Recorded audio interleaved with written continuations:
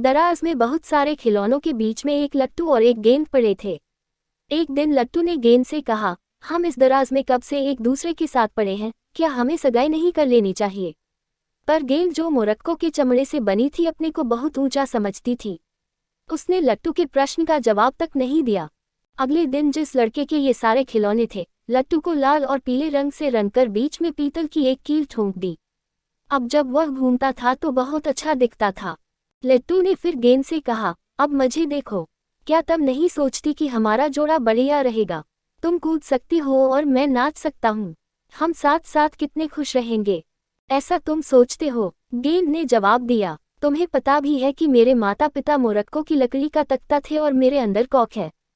लट्टू ने अपनी तारीफ में कहा, मैं भी बढ़िया लकड़ी का हूँ। मेयर ने अपने तहखाने की खराद पर खुद मुझे बनाया था और बनाकर बहुत खुश हुआ था। गेंद ने पूछा, मुझे क्या पता कि तुम जो कह रहे हो वह सच है? लट्टू ने जवाब दिया, अगर मैं झूठ बोल रहा हूं तो मुझे कोई कभी न चलाए। गेंद ने कहा, तुम अपनी तारीफ में अच्छा बोल लेते हो, पर मैं फिर भी मना करूंगी, क्योंकि मेरी सगाई अबाबील से पक्की ही समझो। जितनी बार मैं ऊपर हवा में उछलती हूँ, वह घोंसले से सिर निकालकर पूछता है, करोगी करोगी? मैंने चाहे अभी तक हाँ कहा नहीं है, पर कहने का तय कर लिया है, और वह सगाई होने जैसा ही समझो। पर मैं वायदा करती है कि तुम्हें कभी नहीं भुलाऊंगी। लट्टू ने गुर्रा कर कहा, उससे बड़ा फर्क पड़ेगा। बस यही उनकी बातचीत का अंत था। अगले दिन गेंद को दराज से निकाला गया। लट्टू देखता ही रह गया। गेंद को आसमान में इतना ऊंचा फेंका गया कि वह चिड़िया जैसी दिखती और फिर वह गायब हो गई। हर बार वह जमीन को छूती और बहुत ऊंची उछलती थी। लट्टू तय नहीं कर पा रहा था कि वह अबाबील की झलक देखने के लिए ऊपर जाती थी या सिर्फ इसलिए कि उसके अंदर कॉक भरा था। नवी बार जब गेंद हवा में उछली तो फिर वापस नहीं आई। लड़का सब तरफ ढूंढता रहा, पर वह नहीं मिली।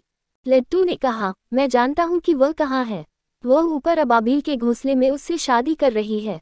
लट्टू जितना गेंद के बारे में सोचता उतना ही उसका प्यार बढ़ता जा रहा था। वह मिल नहीं सकती थी, इसलिए उसकी पाने की इच्छा बढ़ती जा रही थी। उसे सबसे ज्यादा अजीब ये बात लगी थी कि गेंद को कोई दूसरा ज्यादा पसंद था। लट्टू घूमता रहा, गोल गोल चलते हुए वह पूरा वक्त गेंद के बारे में ही सोचता रहा। उसकी कल्पना में वह और ज्यादा सुंदर होती जा रही थी। सालों बीत गए, आखिर वह एक पुराना प्यार बनकर रह गई। अब लट्टू जवान नहीं था, पर एक दिन फिर उसे सुनहरी रंग में रंग दिया गया और वह एक सुनहरी लट्टू बन गया जो घूमता और ऊपर हवा में उछलता था। एक दिन वह खूब उछला और गायब हो गया। सब उसे ढूंढते रहे, यहाँ तक कि तहखाने में भी ढूंढा, पर वह नहीं मिला। कहाँ गया? वह बेचारा कूड़ेदान में चला गया था, जिसमें बहुत तरह की चीजें पड़ी थी, जैसे मलवा, बंदगोभी का डंठल, कूड़ा, मिट्टी और बहुत सारे पत्ते जो छत की नाली से आए थे। ये जगह तो अच्छी है, पर यहाँ कितनी तरह का कूड़ा कचरा पड़ा है। देखो, कितने दिन यहाँ रह पाऊंगा? लट्टू सोच रहा था और बंदगोभी के डंठल की तरफ देख रहा था। तभी उसकी नज़र एक अजीब सी गोल चीज पर पड़ी जो देखने में सड़े हुए सेब जैसी लग रही थी। पर वह सेब नहीं, गेंद थी जो न जाने कितने सालों से उसमें पड़ी थी। गेंद ने सुनहरी लट्टू की तरफ देखते हुए कहा, भगवान का शुक्र है कि कोई मेरी तरह का आया जिससे बात करने में मुझे शर्म नहीं आएगी। मुझे एक युवती ने मोरक्को के चमड़े से बनाया था और मेरे अंदर कॉक भरा है, पर अब उसे देख पाना मुश्किल है। मैं एक अबाबील से शादी करने वाली थी, पर तभी छत से नीचे की नाली में गिर गई। 5 साल मैं वहीं पड़ी रही। किसी भी युवती के लिए यह एक लंबा वक्त है। लट्टू ने कुछ नहीं कहा। वह अपनी पुरानी प्रिया के बारे में सोच रहा था। गेंद की बातें सुनकर वह समझ गया कि यह वही है।